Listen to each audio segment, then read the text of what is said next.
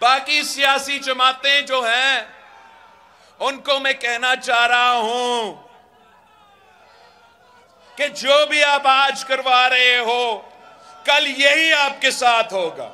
یہ مکافات عمل ہوتا ہے اور ہم نے اپنے آنکھوں سے دیکھا کہ وہی جماعت جو شہید محترمہ بینظیر بھٹو پہ جعلی کیسز بناتے تھے، وہی جماعت جس نے صدر زرداری پہ جعلی کیسز بنا کے جیل میں ڈال دیا تھا، وہی جماعت جس نے صدر زرداری کا زبان کاٹا، گلا کاٹا، تشدد کیا، میرے کارکنوں پہ تشدد کیا، جو کہتے تھے اپنی سیاست یہ ہوتی تھی کہ عورت کی حکمرانی نامنظور.